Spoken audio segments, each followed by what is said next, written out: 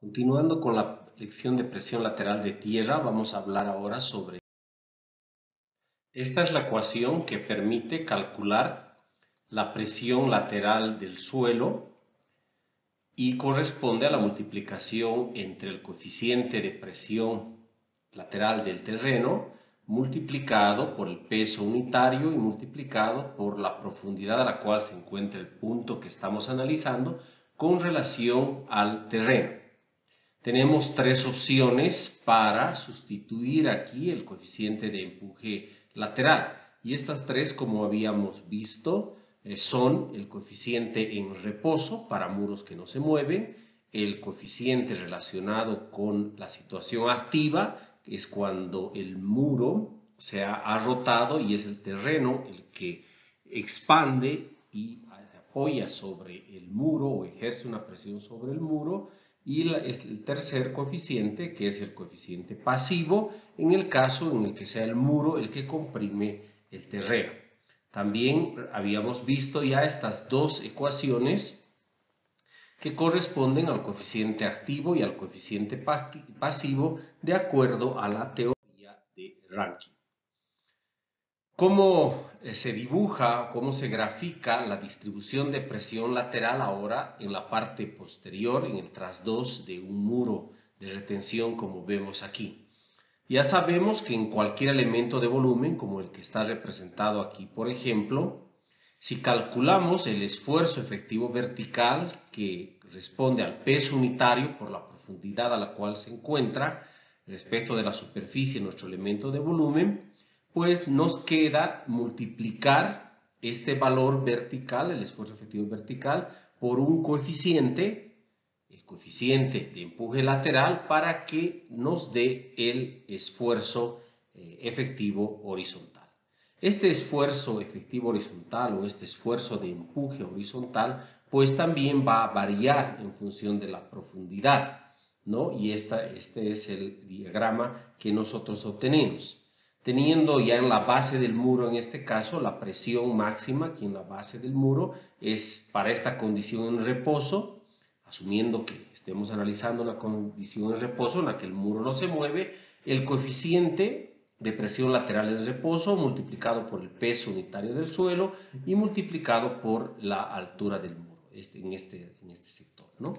Para determinar la resultante, el empuje resultante de todo este diagrama, procedemos como en casos similares de la ingeniería, ¿no? Que hemos estudiado en otros cursos. Es decir, que la resultante corresponde al área de este diagrama de distribución de presiones, por lo tanto, corresponde al área de un triángulo, donde tenemos la altura h, aquí tenemos la altura h, multiplicada por, en este caso, la base, que es esta ecuación. Y como es un triángulo, dividimos entre 2 o multiplicamos por 0.5, dándonos esta expresión. Entonces, esta es la expresión correspondiente al empuje resultante del suelo en condiciones de reposo, para el caso que estamos presentando aquí. En este caso, se asume, como corresponde a este tipo de diagramas triangulares, que la resultante está ubicada respecto de la base del triángulo a 1/3 de la altura del triángulo. ¿Qué pasa cuando, más bien ahora, el muro se rota, se desplaza respecto del terreno y se da la condición activa? Ante esa rotación, la condición activa es exactamente la misma, simplemente que cambia aquí el coeficiente activo, ¿no? Tenemos en el mismo lugar el posicionamiento de la resultante, y lo propio va a darse en las condiciones en reposo, que son las condiciones en las que el muro más bien se apoya en el terreno debido a esta rotación, y tenemos un diagrama similar en cuanto a forma triangular, pero sabemos que los esfuerzos para el caso pasivo son mayores. Entonces aquí tenemos una magnitud mayor comparada con el caso de reposo o el caso activo, ¿no? Y es la misma. Si hablamos ya de la teoría de Rankine, lo que debemos decir o recordar es que la teoría de Rankine presenta cálculos simples. Aquí estamos representando el coeficiente de empuje activo según la teoría de Rankine. ¿Qué más hace esta teoría? Tiene límites y algunos errores. ¿De qué tipo? Por ejemplo, asume una pared vertical lisa. Si esta es la pared del muro, pues asume que es totalmente lisa. No presenta una fricción que generaría la rugosidad del muro entre el suelo y el muro, ¿no? Eso es despreciable en este caso. No se puede aplicar o es muy complicada. Otros autores han tenido que generar modificaciones de esta teoría de Rankine para que se pueda aplicar cuando el terreno tiene una pendiente, aquí como la estoy marcando, cuando el terreno no es horizontal o cuando existe una sobrecarga superficial irregular en esta zona. Si aplicamos la teoría de Rankine, lo que sabemos es que esta es una teoría denominada de cota inferior. ¿Qué quiere decir eso? Que los resultados que nos van a dar son bastante conservadores, es una solución pesimista, una solución muy del lado de la seguridad. Esas son las características del método Rankine. Por otro lado, existe una teoría propuesta con anterioridad a la de Rankine, propuesta por Coulomb, que nos da, de acuerdo a esta gráfica del muro, nos da una ecuación para calcular estos coeficientes de empuje, tanto el activo como el pasivo, pero ahora considerando factores como la inclinación del terreno que es soportado por el muro, con este ángulo beta en la figura. También considera el caso en el que el muro no sea totalmente vertical en su cara en trasdos y tenemos aquí un ángulo, una inclinación alfa. Del mismo modo, esta teoría de Coulomb, repito, a diferencia de la teoría de Rankine, pues considera una fricción entre el muro y el suelo. ¿Cuál es la consecuencia de considerar esta fricción? Que a diferencia del caso de Rankine, donde la resultante de estas fuerzas, del diagrama de fuerzas, la resultante PA es totalmente horizontal porque es perpendicular a un muro totalmente vertical, pues en el caso de Coulomb, ¿no? Esta resultante de las fuerzas no es perpendicular al muro, tendría que ser aquí, sino más bien está inclinada en este sentido en un ángulo delta, que es el ángulo de fricción entre el muro y el suelo, y debemos considerar esa inclinación en el momento en el que calculamos ahora sí las componentes horizontal y vertical de esta resultante. Para tomar en cuenta todos estos factores, todos estos ángulos, esta ecuación, en el caso que mostramos de empuje, coeficiente de empuje activo, pues toma esta forma.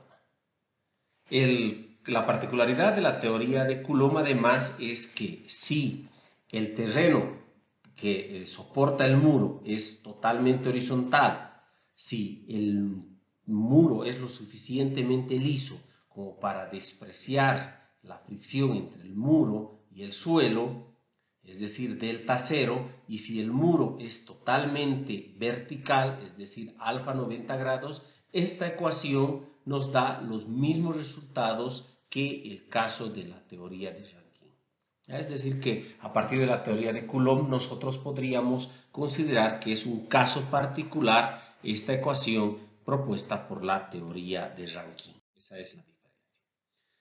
No sé si es de su conocimiento, pero existe una norma boliviana que tiene esta numeración 1225002-1, que es denominada acciones sobre las estructuras. Es una norma relacionada con las cargas gravitacionales, geológicas y empujes de suelo. En su parte 1, especificaciones, en el capítulo 6 considera los empujes del terreno, ¿no? Y esta es la temática justamente que está abordada.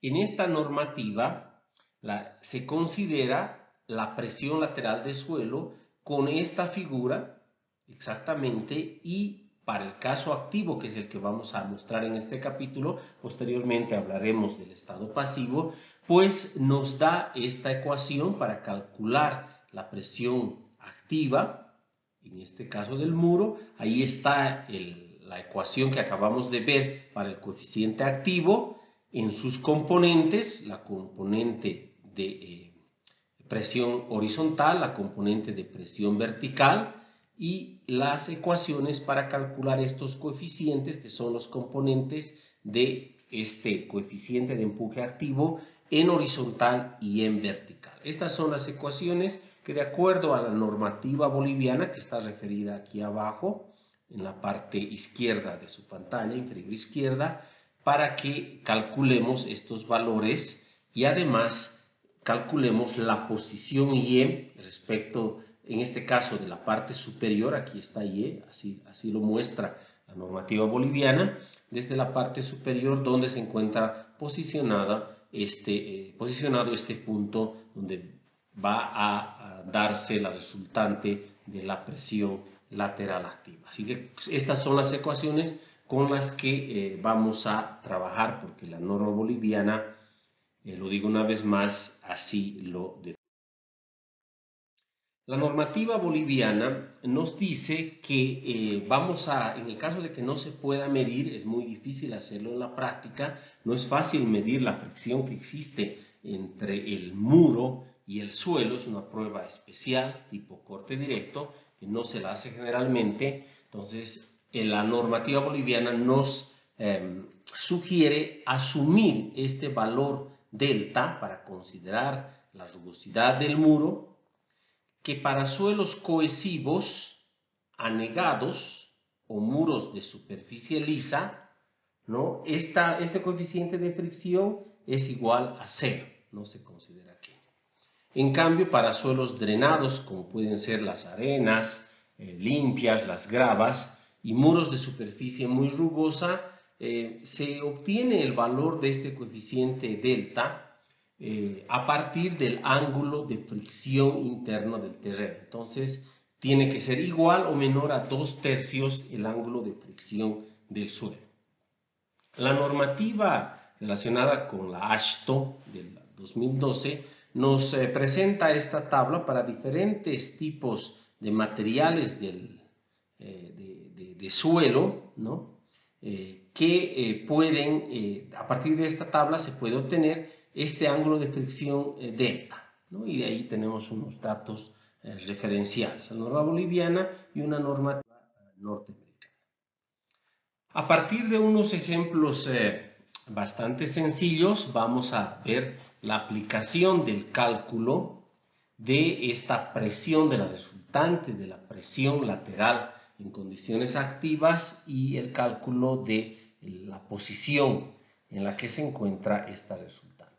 Tomemos este ejercicio en el cual tenemos un muro, ¿no? Aquí tenemos un muro cuya altura total es de 13.5 metros. Sin embargo, el terreno no llega hasta la parte superior, hasta el coronamiento del muro, sino hasta 1 metro por debajo. Por lo tanto, la altura del suelo desde este punto superior hasta la base del muro es de 12.5 metros. El suelo es un limo arenoso con ángulo de fricción interna de 32 grados. El peso unitario de este material cuando está saturado de 19.5 kilonewtons metro cúbico y cuando está húmedo 18 kilonewtons metro cúbico. Para este caso no se indica presencia del nivel freático, por lo tanto se encuentra en un estado que nosotros consideramos húmedo y vamos a utilizar este peso unitario de 18 kilonewtons metro cúbico. Repito, debemos calcular cuál es la resultante del empuje activo, ¿no? Como dice aquí el enunciado, del empuje activo en este suelo homogéneo, ¿no? Sin presencia de nivel freático. Lo primero que vamos a hacer es estimar el ángulo delta, que es la fricción entre el muro y el terreno. Para eso, este ángulo de fricción de 32, siguiendo el consejo de la normativa boliviana, asumimos 2/3 de 32, aproximadamente 21 grados. Podría haber sido 20, pero vamos a asumir para este caso 21 grados.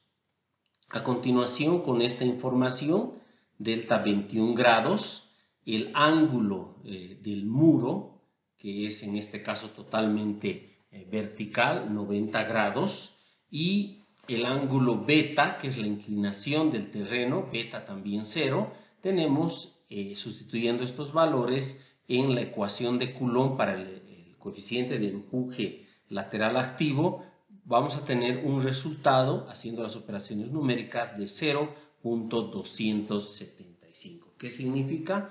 Que el empuje horizontal que genera este suelo en condiciones de falla activa contra el muro es aproximadamente un 27% del esfuerzo vertical, ¿no? Esa es la relación que nosotros vamos a tener.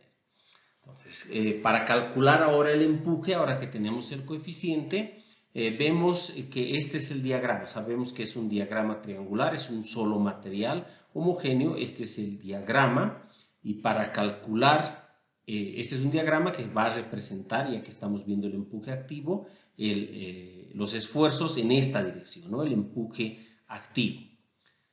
Sabemos que necesitamos para el cálculo, por ejemplo, la posición de un punto. En este caso vamos a calcular desde la superficie del terreno hasta la base del muro, 12.5 metros. Calculamos de esta manera. El esfuerzo horizontal activo, en este caso, en este punto, es igual al peso unitario del suelo por H, en nuestro caso 12.5 metros, multiplicado por el coeficiente de empuje activo. Para nosotros el peso unitario, ya que se encuentra en condiciones húmedas, no hay presencia de nivel freático, 18 kilonewtons metro cúbico, multiplicado por la altura del suelo, desde aquí hasta aquí 12.5, y por el coeficiente de empuje lateral activo que acabamos de calcular, que está aquí 0.275. Esta operación nos va a dar un resultado de un empuje lateral, un esfuerzo lateral activo en esta parte, solo aquí, de 61.87 kilopascales, redondeando 61.9. Pero eso solo es aquí, ¿no? En la parte superior ese empuje es 0. Lo que nosotros queremos calcular es la resultante, ¿no? Es la resultante de este empuje que posteriormente nos va a ayudar a hacer el dimensionamiento geotécnico de un muro de contención. Entonces, para eso necesitamos determinar el valor de la resultante y además la posición de esta resultante. Habíamos anticipado que esto es el área de este triángulo, y el área de este triángulo es 0.5 la base por la altura, y esa es la ecuación del triángulo. Por lo tanto, tenemos el coeficiente de empuje, aquí tenemos el coeficiente de empuje, por 18, que es el peso unitario del suelo, y la altura del suelo desde aquí hasta aquí, elevado al cuadrado, ¿no? Entonces, esas operaciones nos dan un valor de 386.7 kilopascales. Y sabemos que respecto de la base del muro, en este caso, está ubicado a 1/3 de la altura. Entonces la altura es 12.5, 1/3, 4.17 metros. Con eso hemos encontrado, para este que es el caso más simple, esos dos valores, ¿no? Repito, es el valor, la magnitud del empuje lateral activo, la resultante, y la posición de esa fuerza. Vamos ahora a resolver un caso en el que tenemos un suelo estratificado, pero también sin presencia de agua. El nivel freático está por debajo.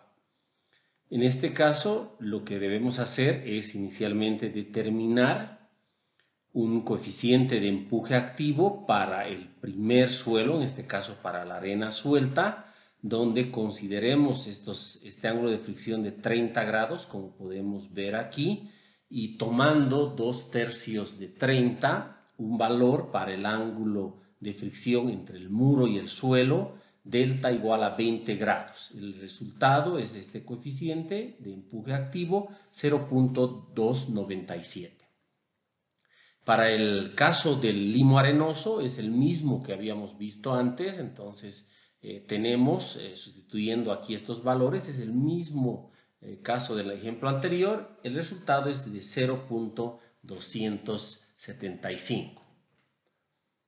Ahora lo primero que vamos a hacer es considerar cuál es el diagrama para solamente la arena suelta hasta esta profundidad de 8 metros, ¿no? Entonces vamos a hacer el cálculo de cuál es el empuje que genera solamente la arena suelta. Entonces, hasta los 8 metros aquí en la base, este es el valor que vamos a tener. El coeficiente de empuje correspondiente, este Ka sub 1 para el primer suelo, 0.297, multiplicado por el peso unitario húmedo, 15 kilonewtons metro cúbico, y por la altura, 8 metros. Este es entonces el valor del esfuerzo que tenemos en este nivel, ¿no? 35.6 kilopascales.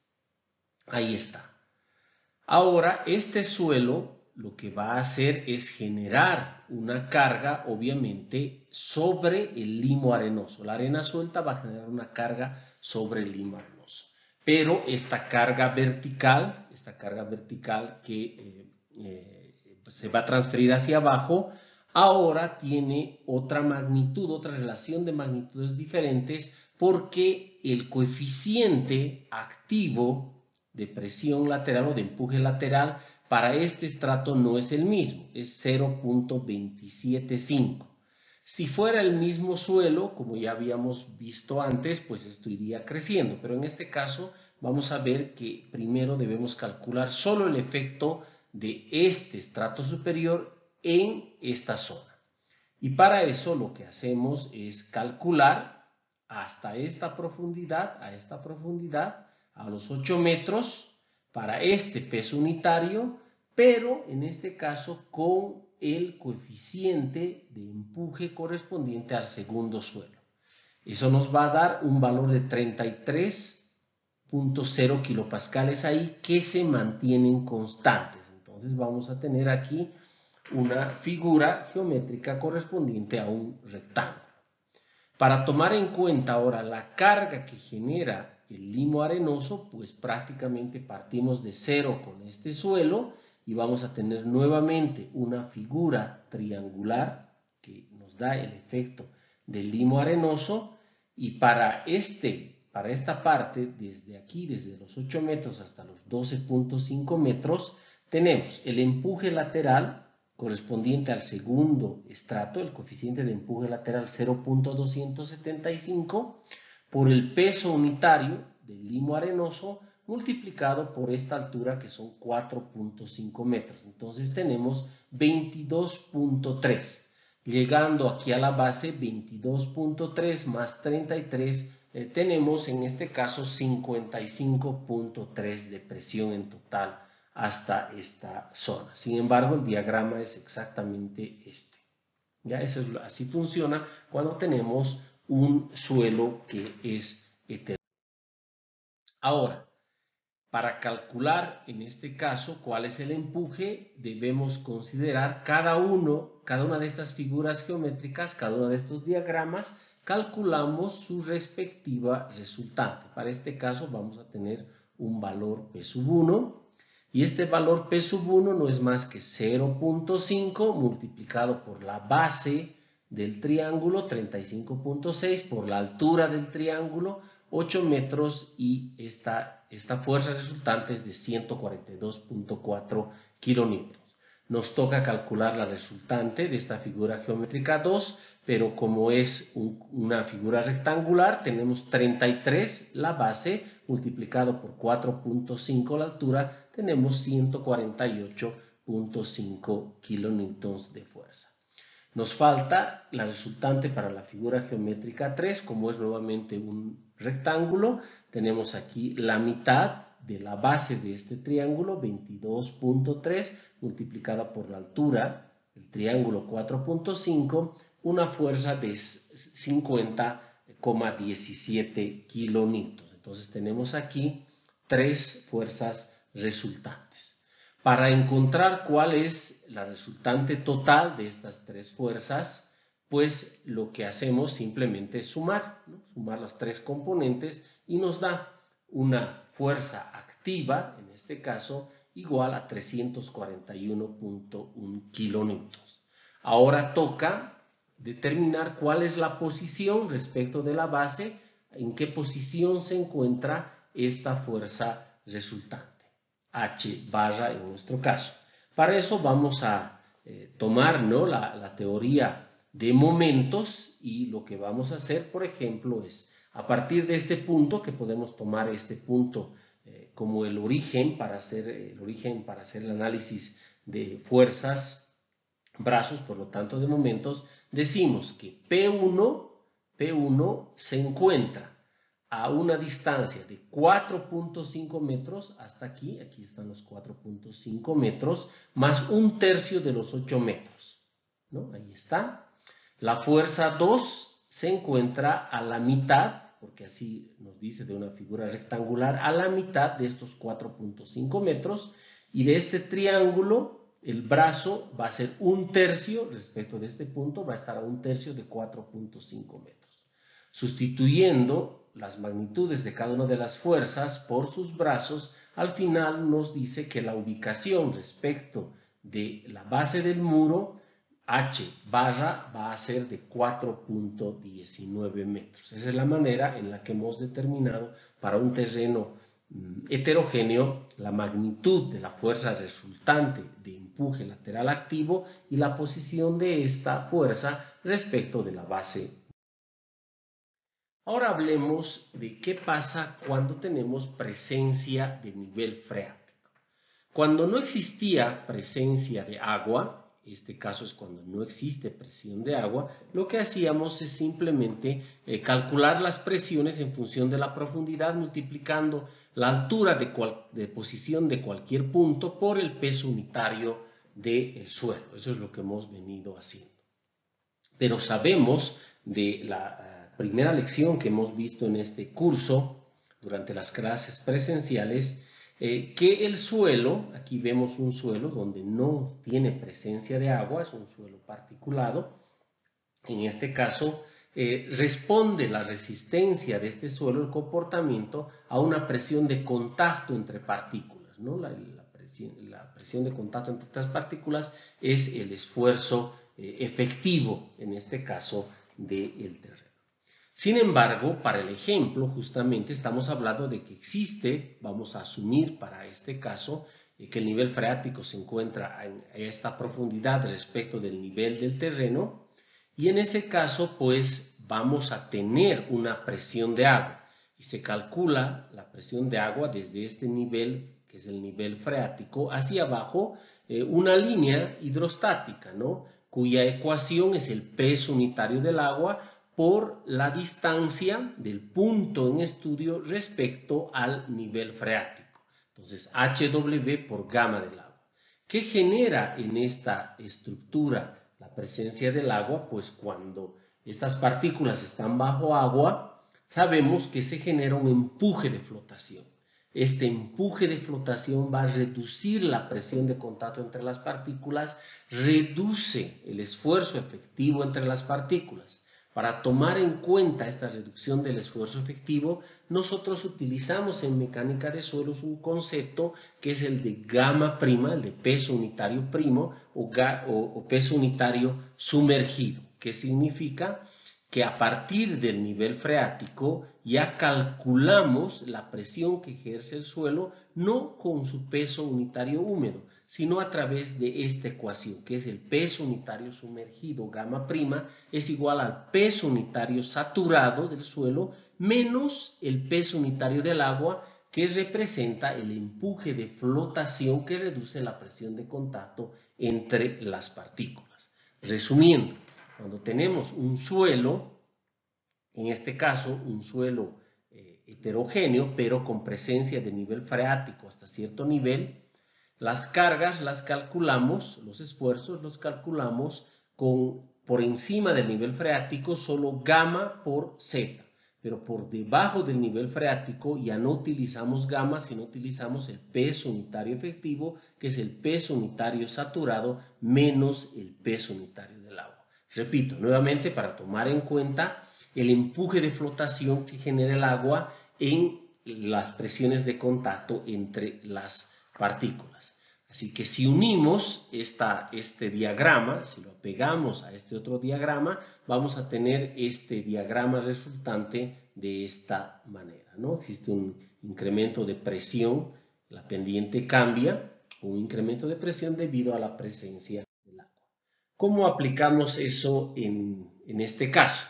Bueno, para ver el efecto de la presencia del nivel freático, vamos a tomar en cuenta primero un caso A. ¿Cuál es el caso A? En el que el terreno está totalmente anegado, está bajo agua, el nivel freático está aquí, justo en la superficie del terreno, todo este terreno está saturado. Ese es nuestro caso A. Entonces, lo que hacemos en primer lugar es calcular cuál es la contribución del suelo, ¿no?, al empuje, en este caso el empuje activo sobre el muro. Entonces ya hemos dicho que esto vamos a calcular de la siguiente manera.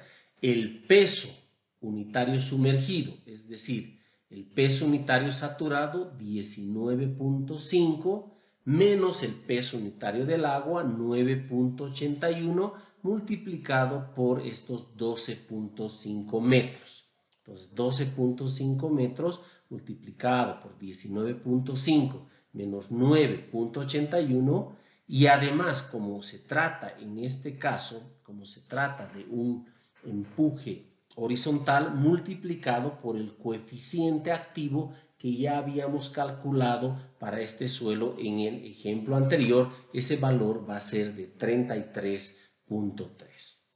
Ahora, para calcular, en este caso, cuál es la resultante que nos va a dar del suelo, tenemos la fuerza resultante de este diagrama de presiones, pues responde a esta misma ecuación.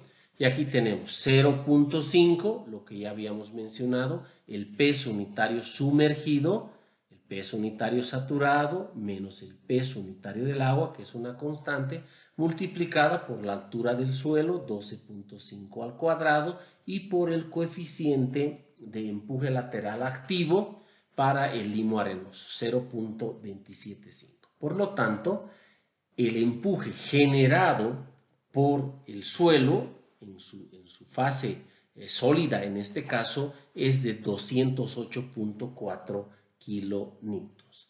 ¿Qué pasa con el agua? Ahora vamos a ver la contribución del agua y se calcula, sabemos esto de nuestras clases de hidráulica, o si han visto en algún curso de mecánica de suelos previamente, pues vamos a calcular de una manera muy fácil, ¿no? Vamos a tener el peso unitario del agua, 9.81 kilonewtons metro cúbico, multiplicado por toda esta altura. Al principio de la anterior lección al principio de esta lección, en la anterior presentación, hemos establecido que el agua genera una presión isótropa, es decir, no tenemos un coeficiente de presión lateral que reduzca o incremente la presión vertical. Por lo tanto, esto es isótropo, tiene la misma magnitud en todos los sentidos. Por lo tanto, aquí vamos a tener 9.81 por 12.5 metros y eso nos va a dar 122.5, en este caso kilopascales en la base. Calculamos el área de este diagrama de presiones para obtener la fuerza resultante. Y eso es 0.5 por el peso unitario del agua por la altura al cuadrado, ¿no? 0.5 por 9.81 por 12.5 al cuadrado. Este es el empuje generado por el agua, que en este caso está saturando el suelo. La resultante, como hemos visto ya en el ejemplo anterior, se suman, entonces tenemos P1 más PW y nos da 974.8 kilonewtons esa fuerza. Para determinar la posición de esa fuerza, ¿no?, ese valor H, visto que ambos son triángulos, pues van a estar a 1/3, 12.53 respecto de la base del triángulo a 4.17 metros. Esa sería la resolución. Ahora vamos a ver qué pasa en el caso B de este ejemplo. El caso B es cuando ahora el nivel freático no está en la superficie, sino está en una zona intermedia entre la superficie del terreno y la base del muro de contención. Aquí, en este caso, a 8 metros de la superficie. Ahí está el nivel freático. Eso quiere decir que la parte superior del terreno se encuentra húmedo. Vamos a tomar en cuenta el peso unitario húmedo de 18 kilonewtons metro cúbico, y por el contrario, por debajo de este nivel, del nivel freático, vamos a tomar en cuenta el peso unitario sumergido. Trabajemos entonces por partes. Primero calculemos cuál es la contribución o el efecto de la parte del suelo que no está saturada. Entonces, nuevamente repetimos el mismo procedimiento para calcular cuál es el valor aquí en este punto límite al nivel del nivel freático a 8 metros de profundidad. Nosotros vamos a tomar, en este caso, 8 metros, los vamos a multiplicar por 19.5 y vamos a multiplicar por el coeficiente de presión lateral activo para este suelo, que en nuestro caso es de 0.275. ¿No? Esto es lo que tenemos entonces. 0.275 por 18, el peso unitario húmedo, por 8, la altura de este triángulo, tenemos 39.6 kilopascales hasta aquí. ¿No? Ese es el diagrama que tenemos. En este caso, ¿no?, como se trata del mismo suelo, el coeficiente de empuje lateral no se ve afectado por el suelo, porque este coeficiente de empuje lateral no tiene una afectación del agua, va a ser el mismo, entonces no sufre aquí una reducción ni se suma, simplemente vamos a mantener este valor hacia abajo como constante, ¿ya? Porque el coeficiente de empuje lateral activo, lo digo una vez más, es el mismo para todo el perfil del suelo. Entonces eso es lo que tenemos ahí, 39.6. Ahora vamos a ver la contribución del suelo desde este nivel hasta aquí, estos 4.5 metros, pero que ahora deben ser multiplicados por el peso unitario sumergido, es decir, 19.5 menos 9.81, para tomar en cuenta el empuje de flotación del agua que reduce el esfuerzo efectivo o la presión de contacto entre las partículas. Entonces el cálculo va a ser 39.6, esto, 39.6, a esto le vamos a sumar esta parte, y esa parte es el coeficiente de presión lateral activa por el peso unitario sumergido por esta altura 4.5. ¿No? La suma nos va a dar 51.6. Si queremos saber la base de este triángulo, simplemente vamos a restar 51.6 menos 39.6. Entonces, como en el caso anterior, debemos calcular las resultantes para cada una de las figuras geométricas. De este triángulo, esa es la resultante. De ese cuadrado, esa es la resultante. Y de este otro triángulo, como les decía antes, para determinar la base de este triángulo, aquí se ha restado 51.6 menos 39.6 y tenemos una fuerza de 27 kilonewtons. La sumatoria de estas tres fuerzas de empuje lateral, 363.6 kilonewtons, ¿no? Eso es respecto del terreno, pero ahora vamos a considerar el empuje que genera el agua. Ahora, para el empuje que genera el agua, pues la ecuación es muy fácil, ¿no? Tenemos en este caso el 4.5 metros de altura multiplicado por 9.81 kilonewtons metro cúbico y nos da 44.1. Para calcular el valor de PW, pues utilizamos la ecuación del triángulo y PW nos va a dar en este caso 99.3 kilonewtons. El empuje total que genera el suelo más el empuje que genera el agua, entonces va a ser la sumatoria de todas estas fuerzas, que en nuestro caso es de 462.9 kilonewtons. ¿Cuál va a ser la posición? Lo mismo, vamos a sacar los brazos, como ya lo explicamos con anterioridad. Calculamos los brazos para cada uno de ellos, multiplicamos por las fuerzas, hacemos esa relación dividido, ¿no?, entre la sumatoria de todas las fuerzas y obtenemos la posición respecto de la base del muro H igual a 3.7. Existe otro caso en el que ahora vamos a ver qué ocurre cuando tenemos una carga infinita uniformemente distribuida en la parte superior del muro. En este caso lo que vamos a hacer es, ojo, el nivel freático está por debajo, ¿no? Lo que vamos a hacer es calcular el empuje generado por el suelo en primer lugar. Ya sabemos esto, vamos a tener 12.5 metros multiplicado por 18, como se trata de empuje lateral, multiplicado por el coeficiente de empuje lateral activo para este suelo, 0.275, eso hemos estado haciendo durante toda esta lección, y el valor es de 61.9. Para encontrar la resultante vamos a utilizar esta expresión, ¿no? Entonces multiplicamos la altura 12.5 por esta base 61.9, dividimos entre 2 y ese valor nos va a dar 386.7 kilonewtons. ¿Cuál es el efecto de una carga que es considerada infinita? Una carga infinita uniformemente distribuida en la parte superior. Eso también lo habíamos mencionado en el primer slide de la parte 1 de esta lección. Esa carga se considera constante, ¿no? Esa carga se va a considerar constante. ¿Y qué es lo que tenemos? Lo que tenemos entonces son 10 kilopascales constantes, en este caso desde arriba hasta abajo. Eso para